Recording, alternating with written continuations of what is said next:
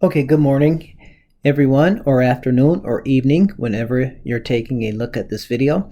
So I'll go over what you need to do for your last take-home test. Okay, this take-home test will involve geometry, which is a good thing because you need practice with geometry. If there's a weak spot for students on the ACT or SAT, it is geometry because we don't do enough geometry. So this last take-home test will involve some geometry. So let's take a look here. Some background knowledge. The volume of a sphere, a basketball, a ball, or anything like that, is 4/3 pi r cubed. And then the volume of a cylinder is pi r squared times h. I like to say it's the volume of a cylinder.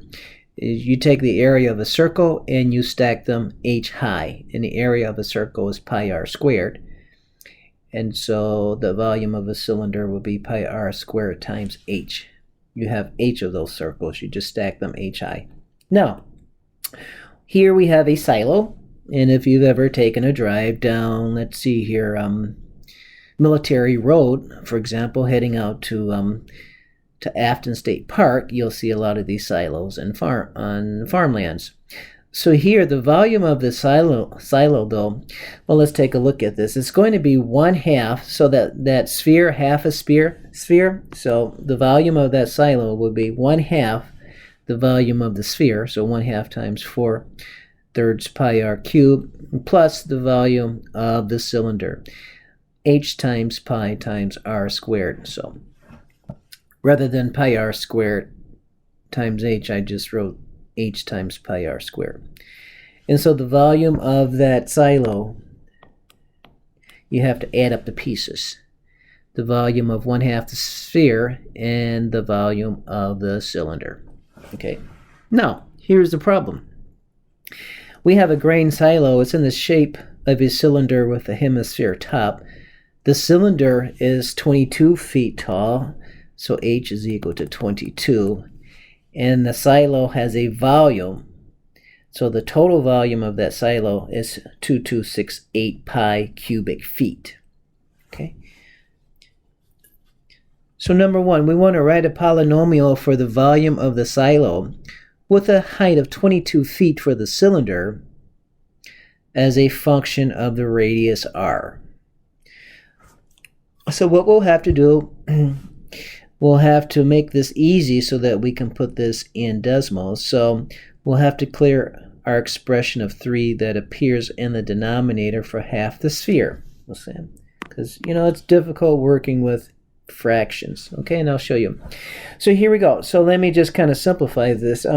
What I can do to make this a little easier, I can simplify 1/2 and 4/3. So I can say 2 goes into 2 once, and 2 goes into 4 twice. Okay, so just kind of simplifying some things here. Simplify those fractions. And so now I have 2268 pi is equal to 1 times 2 times pi times r cubed. So this is going to be 2 pi r cubed divided by 3, and then plus 22 pi r squared. Okay, so you see we have this 3 in the denominator. Okay, don't like working with fractions. Also, what's going to present a problem? What will also present a problem, because we're going to have to enter in our polynomial into decimals. We have this pi here, and I see right there that if I divide that entire equation by pi, I can get rid of it. So we're going to get rid of the pi and the 3 all in one at one time. So what I need to do is I'll just write everything as a fraction. I will multiply my entire equation by the things I want to get rid of. I want to get rid of the 3, that's in the denominator, so I'll put it in the numerator, and then I want to get rid of the pi. So I'll put the pi in the denominator because I see it's all in the numerator. And so what I do, I just distribute 3 over pi to each term. So here, I'll just do that. So 3 over pi times 2268 pi over 1, and that will equal 3 over pi times 2 pi r cubed over 3 and then plus 3 pi times 2 pi r squared over 1. And you'll see we'll get rid of the 3 in the denominator and all the pi's. So let's cancel out the pi's. So that pi cancels with that, this one with that, and this one with that. So that's good. And then I wanted to cancel out the 3, so this cancels with that. So notice the only thing I have left in the denominator is just 1. So 1. That's all I have. So all right, so I'll just multiply through then. 3 times 2268 will be 6804. And that will equal, so that will equal 2 times r cubed, 2 times r cubed, plus 66r squared, 66r squared. Okay, so what we need to do, we want to use decimals to find the roots of this polynomial equation. So I know it doesn't quite look like a polynomial equation, but we want to find the zeros or roots. So I'll just set one side equal to 0. I'll subtract the 6804, so 2r cubed plus 66r squared minus 6804. And then I'll just write my equation. So the volume now is a function of r. And we're going to find the root. So 2r cubed plus 66r squared minus 6804. So this is the equation I would be expecting you to show me, given the value you get on your test for h and volume. So I'll show you what I mean. Now I'm going to make this really simple for you, okay? Because everybody's going to have the same first term, 2r cubed. Your equation is basically going to boil down to this here. Let me clear this up. So v, which is a function of r, everybody's going to have, if you do all of this right, everybody will have the same first term. So 2r cubed.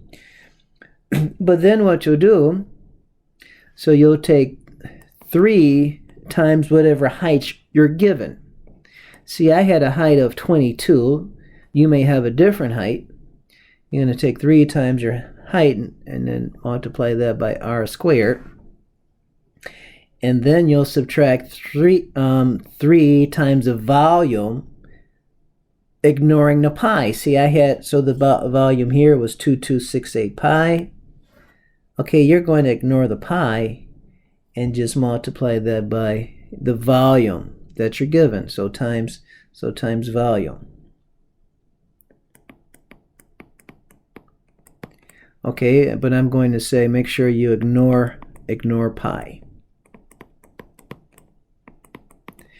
Okay, you see with me my height was 22, so this gave me 66r squared, and my volume was 2268 pi, so I ignore the pi, so 2268, and when I multiply that by 3, I got 6804. Okay, so there. Whatever volume you're given and whatever height, you can just use this equation here. Okay, and kind of make things simple for you. You'll be given height and volume. All right, make that simple. Now, what we want to do is we want to use decimals to find the zeros then of that polynomial. So let me go out to decimals here. Okay, I should have had this set up. Okay, so decimals. So I will enter in then 2x raised to the cube, 2x cubed, and so plus 66x raised to the second, and then I had minus 6804. All right, so let me zoom in or out. Okay, so there. So I see my zeros. We want to find the roots or zeros. So one zero here is negative 28.94. The other zero is negative 13.06. And then here's a 0, 9. Okay? So those are my zeros there. All right, so I found my zeros. So you'll have to provide the zeros then. Now, we're going to use one of those zeros for synthetic division. Well, the only one that makes sense to use, and the only one we can use because it's an integer, is 9. I mean, let's face it, the radius, or r, couldn't be negative. That just wouldn't make any sense. You can't have a negative r. Okay, a negative radius, so we'll use 9 for synthetic division. So 3 says, using a root you can use from 2, divide the polynomial by the root, and using the quadratic formula on the quotient, find the other roots that you found when using decimals in 2. So what we're looking to do is we're looking to verify these roots right there. Okay.